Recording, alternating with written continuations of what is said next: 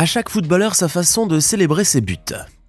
Si certains le font en sautant dans les airs, d'autres préfèrent le faire en prenant une pose très spéciale, tandis que quelques joueurs choisissent, eux, de fêter leur but avec une touche de provocation, comme vous allez le voir dans la vidéo d'aujourd'hui. Voici donc comment les footballeurs célèbrent leur but. On commence. Jude Bellingham n'avait pas encore passé quelques mois au Real Madrid que déjà son nom était sur toutes les lèvres. Le jeune prodige anglais s'était démarqué lors de la Coupe du Monde au Qatar en 2022 pour être le seul adolescent de l'équipe d'Angleterre à avoir pris part à cette compétition. Mais il n'y a pas que cela. Quand Jude a rejoint le club madrilène en juin 2023, il n'a pas tardé à prouver ses capacités à tout le monde. Fraîchement recruté, il dispute avec son équipe un match contre l'Athletic Club et parvient également à marquer son premier but contre l'équipe adverse. Un but qu'il n'hésite pas à célébrer à sa façon. Bras tendus, regard fier, fixé sur les gradins, sa célébration plaît à beaucoup. Elle est même largement reprise, y compris par le tennisman espagnol Carlos Alcaraz, un autre fan du Real Madrid qui n'hésite pas à prendre la même pose après avoir atteint les demi-finales de l'US Open en septembre dernier. Bien qu'il n'ait pas été du goût de certaines personnes, je vous parle bien sûr des adversaires de Jude Bellingham et des supporters de l'Athletic Club, ce geste a renforcé encore un peu plus la popularité du jeune joueur de 20 ans aux yeux des fans du Real Madrid.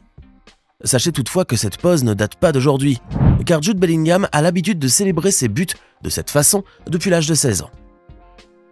Certains joueurs ont une manière bien à eux pour célébrer leurs buts. Ils se servent par exemple de quelques parties de leur corps et les embrassent même. Prenons le cas de Luis Suarez. Savez-vous comment Luis Suarez célèbre-t-il ses buts? Il embrasse son poignet comme vous pouvez le voir sur ces images.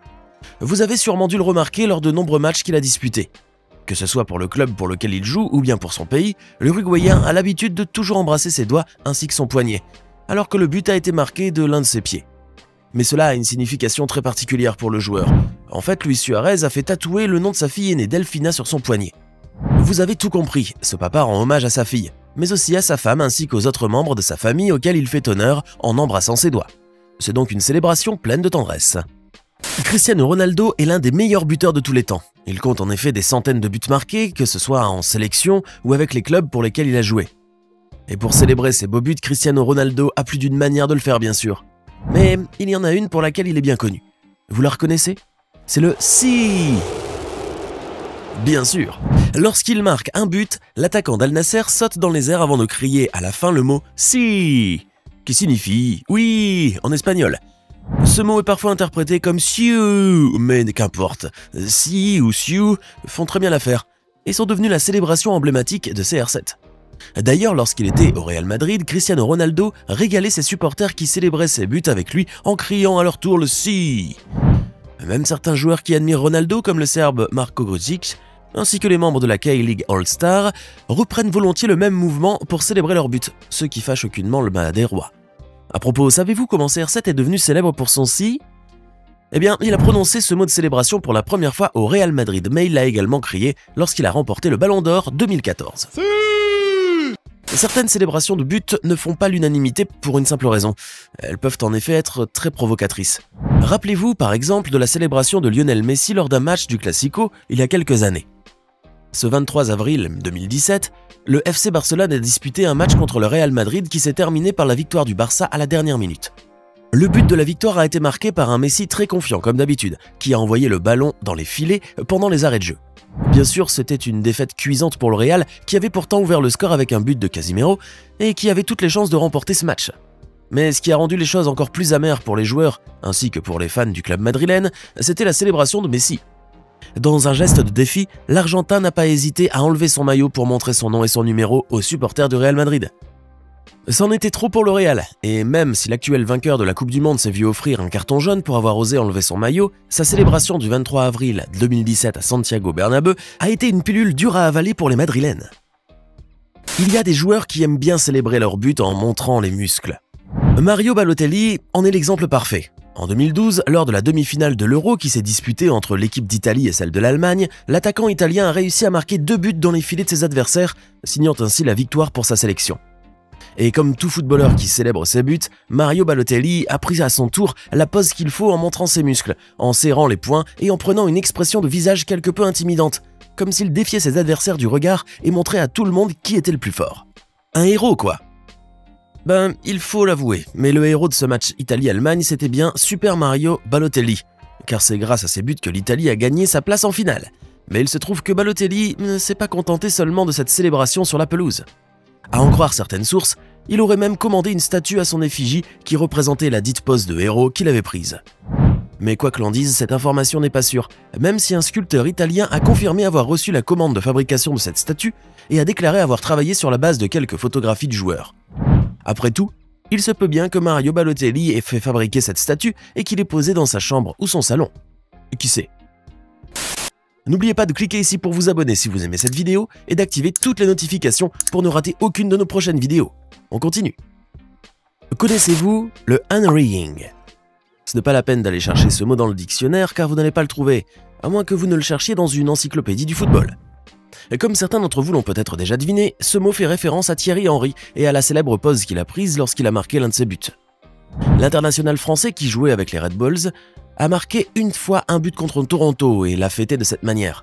Alors que la grande majorité des footballeurs crient leur victoire à qui veut l'entendre, Thierry Henry, lui, s'est contenté de s'appuyer contre le poteau le plus proche, de poser un bras dessus et une main sur la hanche. Un vrai chef quoi. Cette célébration est rapidement devenue virale sur Twitter, comme on devait s'y attendre, et d'autres joueurs ne se sont pas empêchés de le copier le vainqueur de la Coupe du Monde de 98 lorsqu'ils ont célébré leur propre but. Même les fans des Red Bulls ont voté la photo de cette pose comme étant leur préférée de ce match-là, et lui ont donné le nom de unringing. Apprendre la naissance de son enfant, même lorsque l'on est en pleine compétition footballistique, est l'un des plus beaux moments que peut vivre un footballeur. Et quand cette naissance survient en même temps qu'une victoire, c'est l'euphorie bien sûr. Bebeto pourra vous en dire quelque chose car lui, il a vécu cette belle situation. Le joueur brésilien prenait part à la Coupe du Monde de 1994 aux États-Unis quand son troisième fils, Matheus, est né. Mais le plus formidable est que le bébé est né 2 jours seulement avant la victoire de l'équipe brésilienne contre les Pays-Bas en quart de finale. Bebeto a inscrit un but durant ce match-là qu'il a décidé de célébrer à sa façon. Dans cette vidéo, on le voit accompagné de ses coéquipiers Romario et Mazzino en train de balancer ses bras comme s'il berçait un enfant imaginaire pour célébrer le but qu'il venait de marquer bien sûr, mais aussi pour fêter la naissance de son fils. La tendance du baby rocking était née, et nous pouvons être certains que l'ancien attaquant brésilien, dont le fils est devenu à son tour footballeur, a inspiré pas mal d'autres footballeurs qui ont eu le bonheur d'apprendre la naissance de leur enfant en pleine compétition. La célébration d'un but n'est pas tout le temps joyeuse et elle peut parfois être empreinte de beaucoup d'émotions. On a souvent vu des footballeurs montrer des messages forts qui étaient cachés sous leur maillot après un but marqué ou dédier leur but à une personnalité. Et justement, l'un de ces footballeurs qui a choisi de célébrer son but de cette manière est l'Espagnol Andrés Iniesta. Lors de la finale de la Coupe du Monde de 2010 en Afrique du Sud, le milieu de terrain a réussi à marquer le but de la victoire pour sa sélection, offrant ainsi son premier titre de la Coupe du Monde à l'Espagne. Mais dans l'euphorie, il n'a pas oublié de rendre hommage à Dani Jarque, l'un de ses coéquipiers qui avait trouvé la mort l'année précédente, victime d'une crise cardiaque. Sur le t-shirt blanc qu'il portait sous son maillot était écrit un message fort et poignant.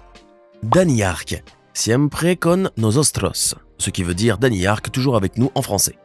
Malgré le carton jaune qui a été brandi par l'arbitre à cause du maillot enlevé, ce geste noble venant de la part d'un footballeur, qui s'est souvenu de son coéquipier décédé, est resté et restera à jamais gravé dans la mémoire des Espagnols. Saviez-vous que l'équipe de Manchester United comptait un Robin des Bois parmi ses joueurs?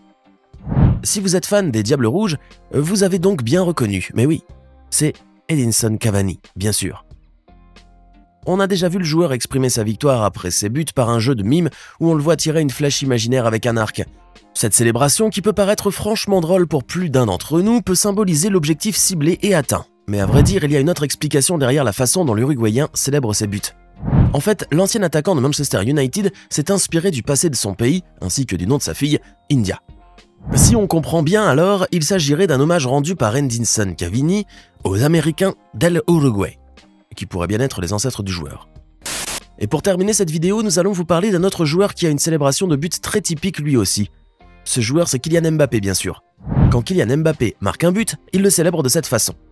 Vous l'avez sans doute déjà remarqué plusieurs fois, l'attaquant du PSG a l'habitude de glisser sur le terrain à genoux, la tête haute, puis de glisser ses mains sous ses aisselles après un but qu'il a marqué. Bien évidemment, la célébration de Kylian Mbappé a poussé beaucoup de ses fans à s'interroger sur l'origine de ce geste qu'il fait. De quoi ou bien de qui s'est inspiré le footballeur pour faire cette pose qui est considérée comme l'une des plus célèbres et des plus reconnues dans le monde? Je vais vous le dire tout de suite. Kylian Mbappé s'est tout simplement inspiré de son frère cadet Ethan. Quant à la signification de cette célébration, eh bien il serait difficile de dire si le petit frère de Kylian avait lui aussi l'habitude de faire la même chose après avoir marqué un but en jouant au football, ou s'il s'agit seulement d'une manière à lui de croiser les bras. Qu'est-ce que cela peut être à votre avis? Maintenant, dites-nous dans les commentaires, laquelle de ces célébrations de buts que vous venez de voir aujourd'hui aimez-vous le plus? Et quels sont d'après vous les autres joueurs qui ont l'habitude de célébrer leur but marqué de manière très spéciale?